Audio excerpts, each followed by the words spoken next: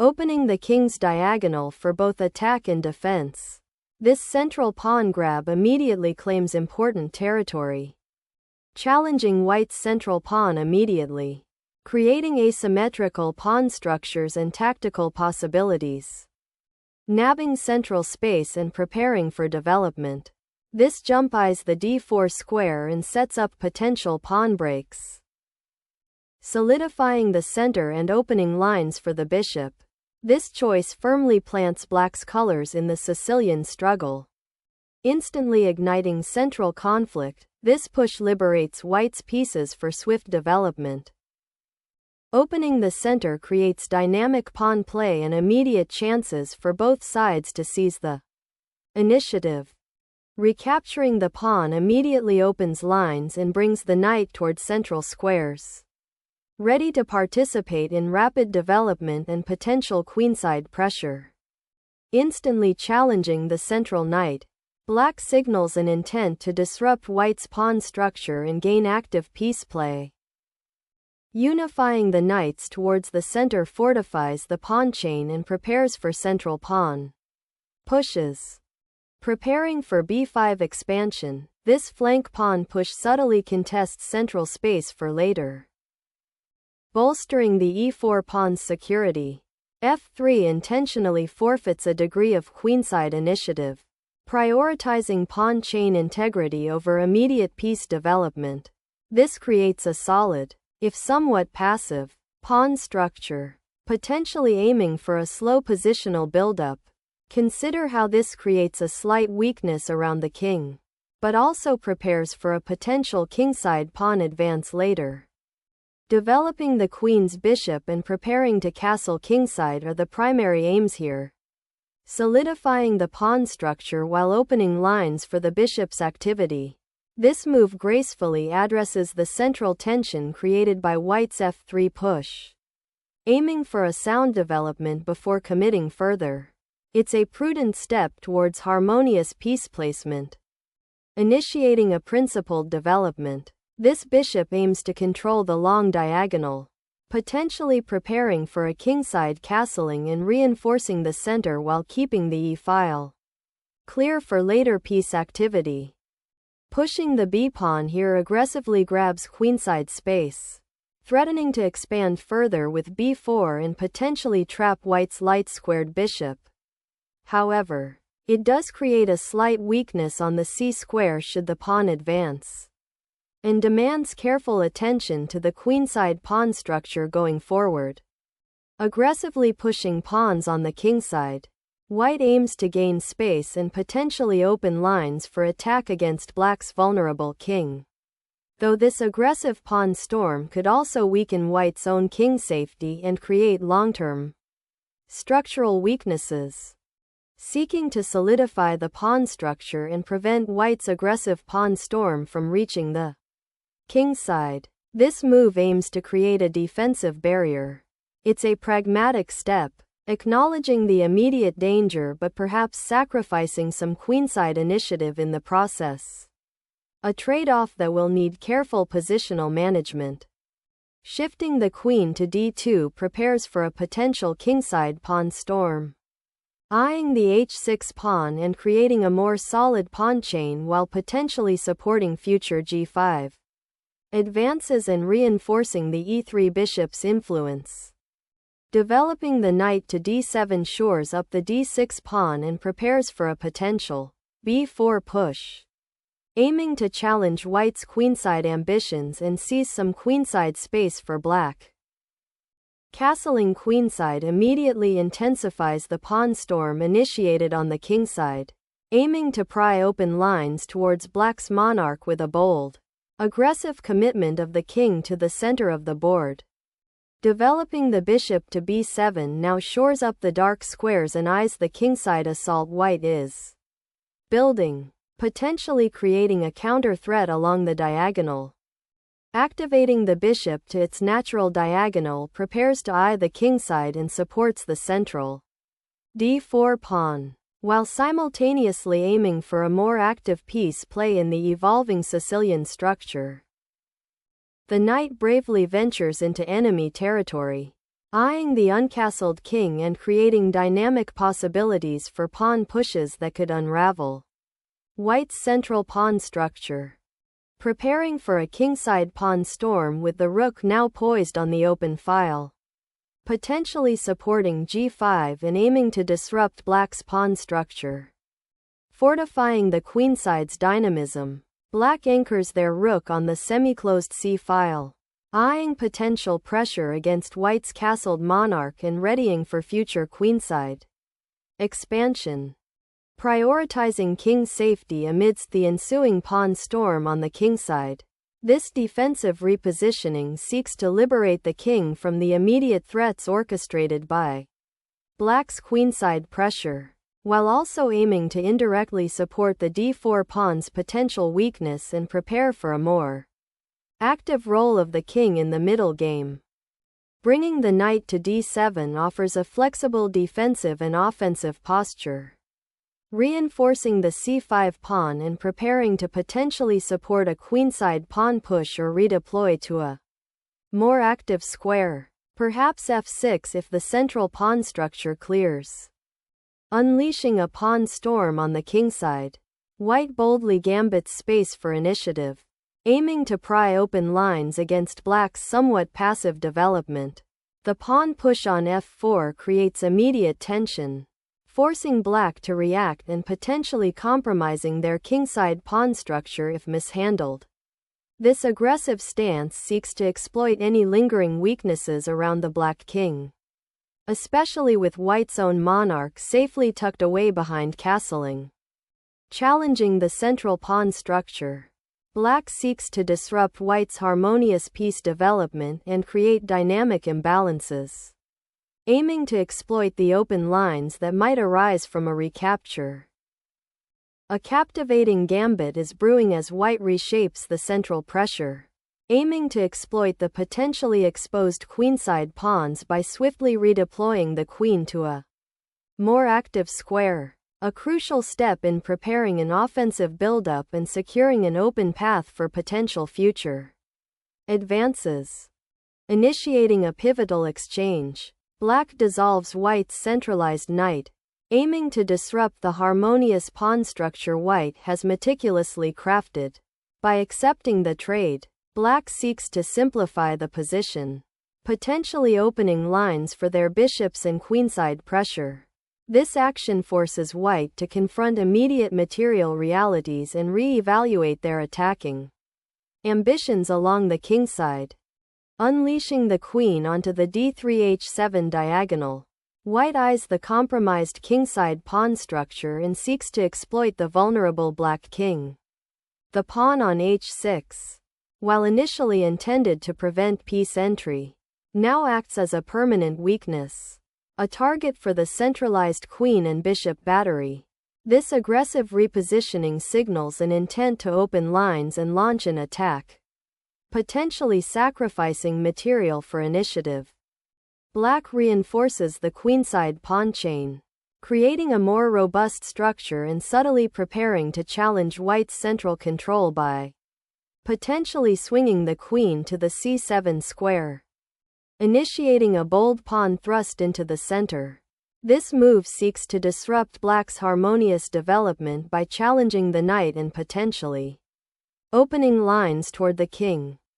The Black queen, after being so aggressively challenged, neatly retreats to a square that simultaneously defends her minor piece and eyeballs the entire queenside structure, preparing for potential pawn advancements or piece redeployments. Striking at the queenside pawn chain disrupts Black's defensive setup and creates immediate dynamic possibilities, potentially opening lines for attack or forcing concessions on that flank. Seeking to untangle the queenside pressure and maintain piece harmony, Ca7 repositioning gracefully retreats the queen from immediate threats, establishing a more secure diagonal and preparing for potential pawn advances on the queenside, while keeping a watchful eye on the e4 square. Unleashing a pawn storm on the kingside. 19. h4 aggressively challenges the stability of Black's monarch, White initiates a daring assault, aiming to pry open lines for the queen and rooks, potentially creating mating threats. This bold pawn thrust creates immediate tension, forcing black to consider defensive maneuvers or counterplay. It signifies a commitment to attacking play, prioritizing dynamism over positional subtlety. And one must wonder if black's king will withstand the onslaught or if this expansion will create weaknesses that can be exploited later. Liberating the pinned knight opens a dynamic clash in the center, fundamentally altering the pawn structure and potentially creating unforeseen weaknesses for both sides. Opening the e-file now disrupts black's pawn structure and creates dynamic imbalances, potentially forcing concessions. The pawn structure has just been fractured, creating an inviting diagonal for your light-squared bishop to finally unleash its power against the white king's defenses after the daring kingside pawn storm. The knight's leap to the kingside outposts creates immediate pressure, aiming to exploit the weakened pawn structure around black's king. Consider the implications of this knight's advanced position. It directly threatens to infiltrate squares like g7 or h6, forcing black to dedicate resources to its defense. This maneuver also opens up potential attacking lines for white's remaining pieces, particularly the bishop on d3 and the rook on e1, as well as creating a strategic bottleneck on the kingside. The move implicitly challenges black to react decisively, as a passive response could lead to a significant loss of initiative and a dangerously exposed monarch. The immediate recapture of the queen is a bold, simplifying decision, immediately plunging the game into uncharted territory and potentially sacrificing positional advantages for a cleaner, if less complex, endgame. This exchange, while dissolving some of the tension, also opens up the possibility of a sharper tactical battle where piece activity and open lines will be paramount. The knight's repositioning to e3, while seemingly simple, aims to untangle white's pieces and prepare for a potential kingside attack by bringing the knight back into the fray. Notice how the pawn chain on the kingside has been significantly weakened by black's aggressive pawn advances, leaving white's king a little exposed. This central knight presence could serve as a defensive anchor or a springboard for counterplay, depending on how black reacts to this shift in the tactical landscape.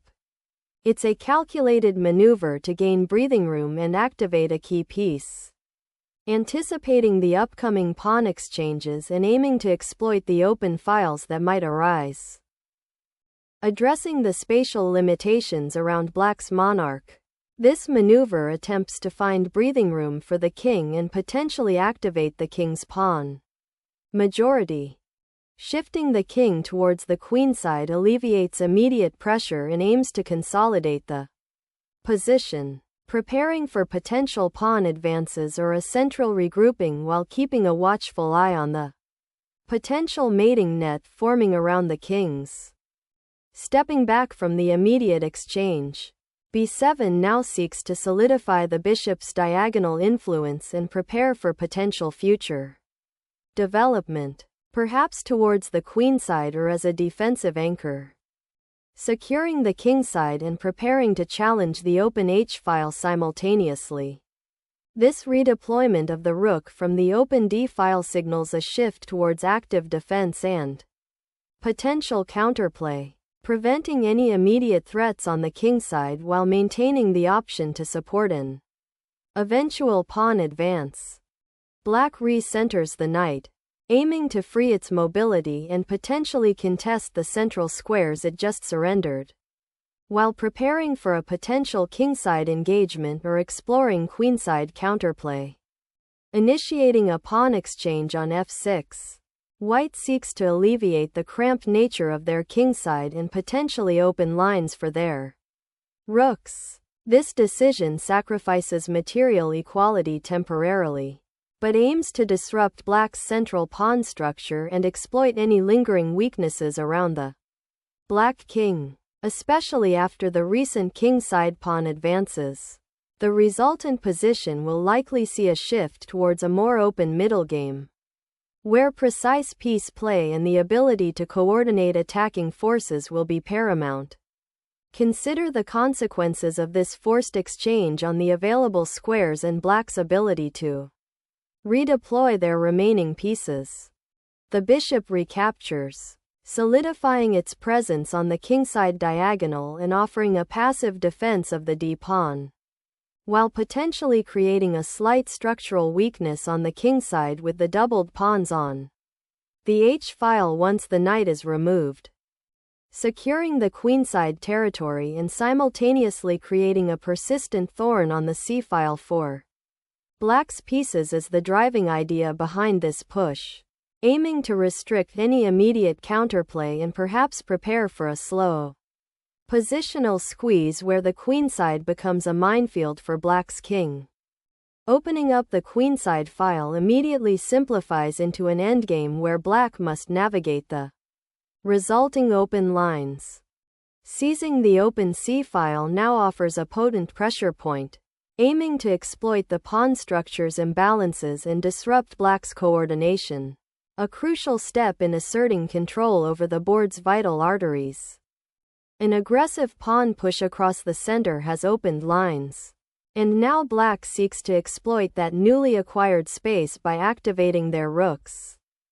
This move aims to redeploy the rook from its relatively passive defense of the d6 pawn to the more open d-file. It's a natural reaction to white's central pawn thrust and the subsequent exchange on c4, which leaves the d-file as a potential highway for black's remaining pieces. The intention is clearly to contest control of this crucial open file, potentially preparing for future infiltration or creating defensive support for the e5 pawn. It also subtly suggests a desire to coordinate the two rooks for increased pressure. The bishop repositions, seeking to activate its influence on the now open diagonal, aiming to pressure black's somewhat exposed king by potentially joining the attack on the kingside, if the opportunity arises. Relocating the monarch towards the center, a strategic pivot, aims to activate the king in what is becoming a more open game, potentially preparing for future endgame maneuvers and centralizing its defensive and offensive capabilities. Opening up lines towards the black king. This daring advance seeks to exploit the potentially weakened pawn structure in the exposed monarch, while simultaneously contesting the crucial central squares, challenging the central pawn structure by infiltrating the d-file, aiming to disrupt white's carefully constructed fortress and exploit potential weaknesses in the kingside. Exchanging the powerful rook on d4 simplifies the position drastically, potentially leading to an endgame where black's centralized king might become an asset rather than a liability.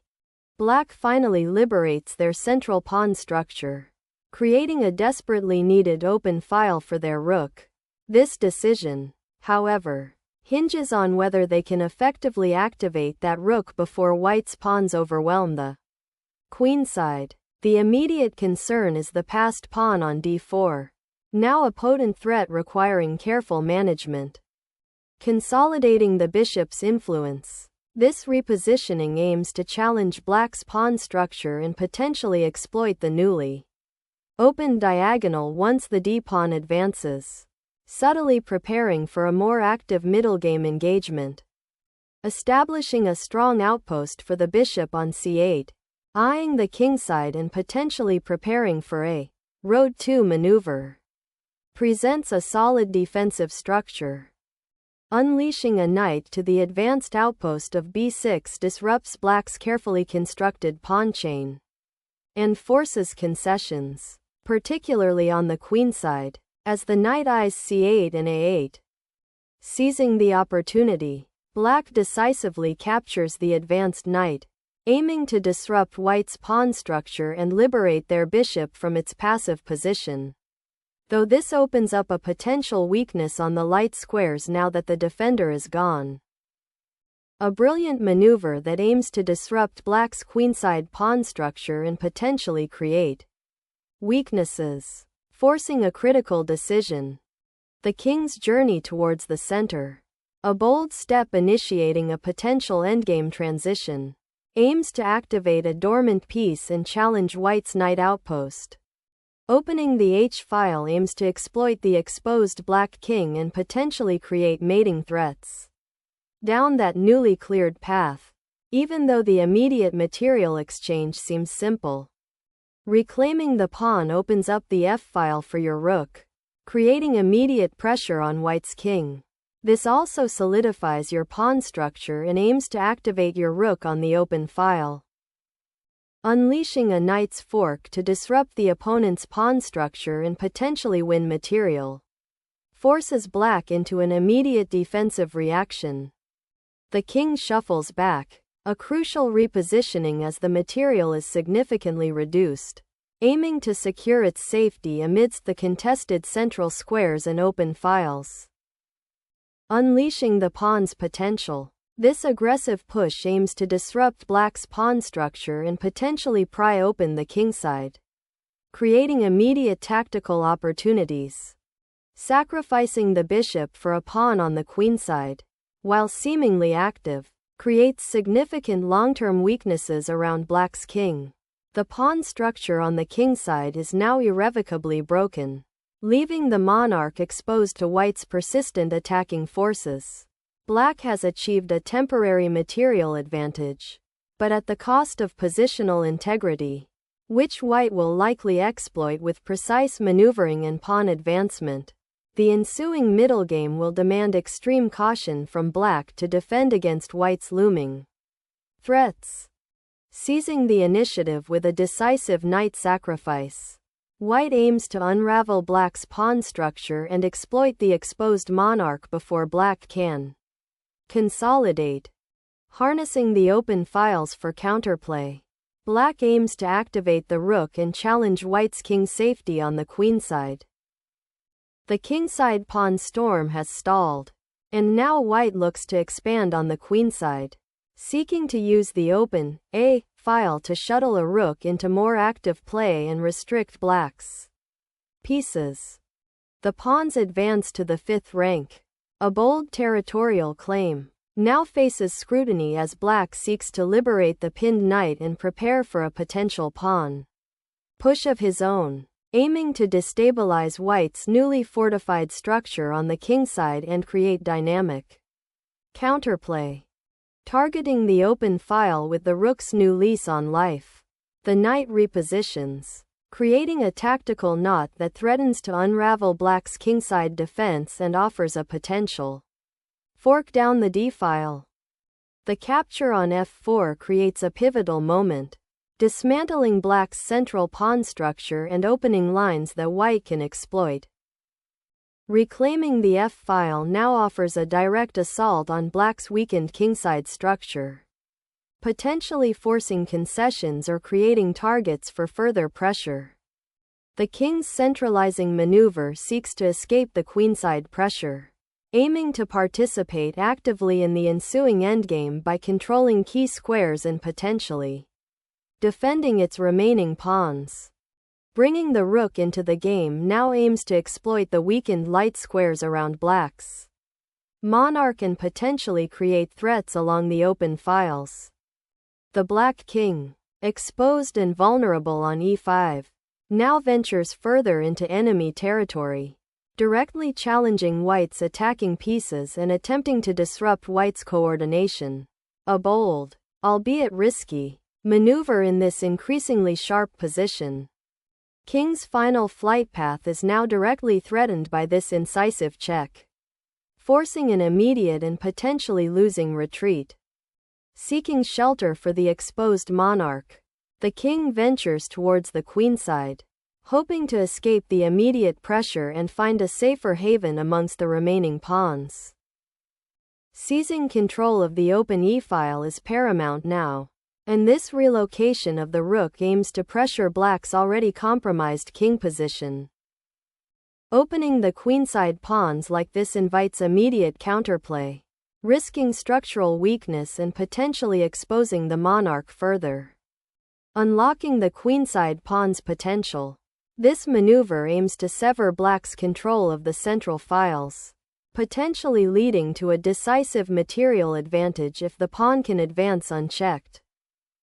The knight's persistent intrusion on the kingside, now bolstered by the a-pawn's forward march, aims to suffocate the black king's escape routes and potentially launch a devastating assault down the newly opened files.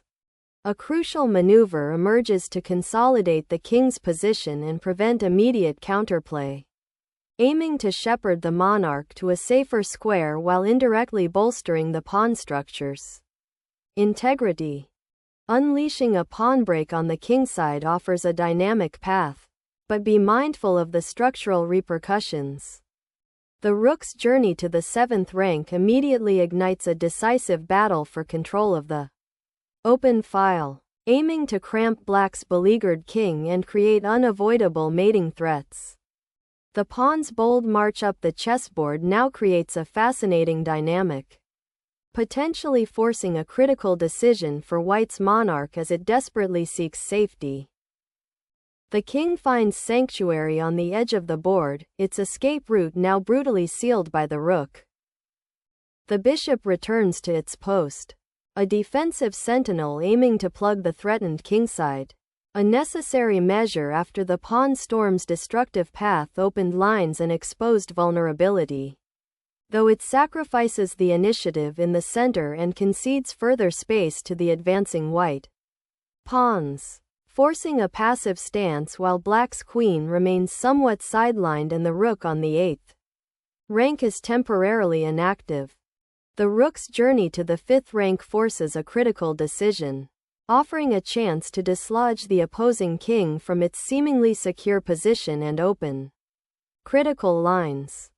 Unleashing the rook's potential, the king is driven from its sanctuary, initiating a decisive endgame dance where every pawn's advance could prove a fatal misstep. Unlocking the open c-file presents a compelling tactical opportunity, aiming to exploit the exposed enemy monarch and potentially establish dominance over that crucial vertical expanse. Unleashing a final, desperate check. Black attempts to disrupt white's regal sanctuary and perhaps force a pawn sacrifice or exchange that might prolong the inevitable. The monarch's relocation to d2 strategically bolsters the central pawn structure, preparing for a potential king's advance into the fray should the opportunity arise, while also offering a safer haven from the immediate threats of black's rook. Embracing the open file with the rook signals a bold attempt to disrupt white's pawn structure and potentially create counterplay on the queenside, aiming to exploit any lingering weaknesses around the white king. The monarch's exposed position, a consequence of the preceding pawn sacrifice and subsequent skirmishes, now faces direct harassment, forcing a reaction that will dictate the immediate fate of the game. The monarch's journey to safety is interrupted, forcing a sideways scramble towards the queen's side and potentially exposing it to further threats from the opposing rook and bishop battery. Pioneering the b-pawn forward unlocks critical space, threatening to overwhelm black's defensive structure and create a powerful passed pawn that will soon demand attention. Pushing the rook to the 3rd rank aims to disrupt white's queenside pawn structure, potentially opening a path for the king to become more active later or creating an escape square for the remaining pawns. The rook retreats, acknowledging the pawn's sacrifice and preparing to potentially support a pawn push on the queenside or regroup for a better defensive posture. Bailing out the bishop with the queen provides some breathing room, but the pawn on b6 remains a significant weakness, potentially leading to a lost king's side if white can consolidate. The rook now slides across, aiming to infiltrate the black position and create chaos. This maneuver capitalizes on the weakened pawn structure and opens up additional attacking avenues towards the black king, which is becoming increasingly exposed. It's a bold declaration of intent, forcing black to react and potentially defend more than one critical area simultaneously. The move doesn't immediately win material but sets a positional trap, hoping to exploit the delicate balance and perhaps induce a critical error. The king boldly steps onto the open stage, seeking refuge among its own pawns and hoping to outmaneuver the relentless rook. Yet it risks becoming a tempting target for white's aggressive incursions. A determined rook repositions to intensify pressure on the queenside, aiming to disrupt black's pawn structure and potentially create weaknesses for future infiltration. The black king, emboldened by the open files and recent exchanges, is now venturing into enemy territory, aiming to disrupt white's pawn structure and potentially force concessions in the endgame, creating a formidable wall that the black king cannot easily bypass. This pawn sacrifice aims to disrupt white's king safety and potentially create a passed pawn. But it overlooks the immediate threat to black's own king. Seizing the undefended bishop on g4 immediately simplifies the material and removes black's most active piece, offering white a clear path towards simplifying into a winning pawn endgame. Capturing the rook offers a final, desperate hope for a checkmating sequence by unleashing the king from its pawn cover. Though the material deficit remains overwhelming, the monarch's trek to the center now offers a tempting target for the opposing rook. Sacrificing a pawn for that discovered check might seem desperate, but it could be the only way to disrupt white's endgame advantage and force a perpetual check. Confronting the encroaching check, the king steps into the fray, seeking refuge and preparing to support the beleaguered pawns in the endgame skirmish. Sacrificing the rook to reach a drawn king and pawn endgame is black's only hope. But the subsequent king walk to the queenside offers white a clear path to victory by promoting the pawns, unleashing the rook along the sixth rank. This aggressive maneuver seeks to exploit the exposed black king and create decisive mating threats, forcing black into a reactive and potentially precarious defensive posture. Abandoning the pawn protection on the kingside to desperately shield the vulnerable monarch from the incoming rook assault is a stark admission of the dire predicament. Securing the passed pawn by clearing its path of attack is paramount for the initiative. A desperate attempt to disrupt the inevitable pawn advance. Black forces a check that temporarily deflects white's king from the crucial central squares. But it's a fleeting respite in the face of white's overwhelming material advantage and encroaching queen.